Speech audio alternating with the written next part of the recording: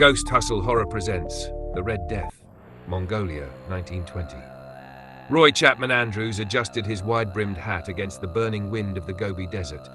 He was a legend in paleontology circles, a bold American adventurer with a pistol on his hip, famous for chasing dinosaur bones in the farthest reaches of the Earth. But this time, he wasn't here for fossils. He was here because the Mongolian premier himself had summoned him. The locals call it Allghoi khorkhoi, the premier had told him. The death worm, a creature of the sands. You are the only man we trust to bring us proof it exists. Andrews had chuckled politely then, thinking it local superstition. But as he rode out into the dunes with his hand-picked crew, 6 hardened men, camels loaded with supplies, rifles glinting in the sun, a quiet unease gnawed at him. The herders they hired to guide them refused to enter certain regions. They spoke in hushed voices of a scarlet creature that killed men and livestock alike. It spits venom, one whispered. It burns you alive. For a week they searched. By day they scoured the arid plains, turning over rocks, digging burrows. By night they camped under the cold stars, the wind howling like wolves across the sand. Nothing, until the night they found the first carcass.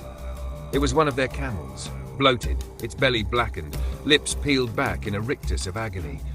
The flesh around its mouth and nostrils was blistered raw, as if it had been splashed with acid. A snake? Andrews wondered aloud. But there were no snakes in the Gobi this far north. The second night, one of the Mongolian porters vanished. They found his boot the next morning, still laced, foot still inside, the rest of him gone. The sand around it was disturbed, as if something massive had slithered through. By the third night, the men were tense, rifles never far from reach. The expedition cook, Harris, broke first. "We're cursed out here, Roy. We need to go back." Andrews almost agreed.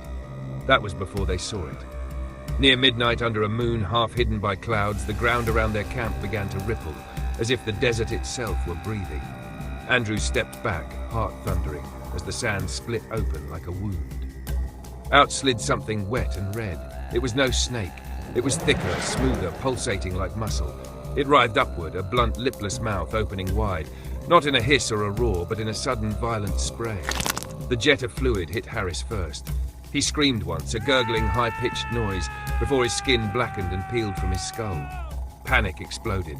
Men fired wildly, bullets thudding uselessly into sand as more shapes rose around them. Andrews counted 3, maybe 4. Coiling, burrowing, emerging and striking like serpents of living blood. He saw Mickelson dragged under, his hands clawing at the earth. He saw Wu stagger backward, eyes wide, before collapsing as the flesh of his face dissolved. Andrews ran. He didn't remember drawing his pistol, only firing it wildly as he sprinted for the rocky outcropping to the east. Behind him, the camp was a ruin, tents shredded, camels screaming, his men dying one by one in the moonlight. He climbed, gasping, scrambling over sharp stone as the sand churned below. For a moment, one of the worms rose up after him, close enough that he saw its skin, not scaled but slick and glistening like raw muscle, its eyeless head questing toward him. Then, without warning, it sank back, retreating under the earth as if it had never been. Roy Chapman Andrews staggered across the desert for 3 days before a herder found him, delirious and half-mad, sunburned and near death. When the premier demanded his report, Andrews shook his head. "I found nothing," he lied. History would record that Roy Chapman Andrews never found the Mongolian death worm, that it was myth, a legend. But the truth was darker. Andrews knew the worms were real.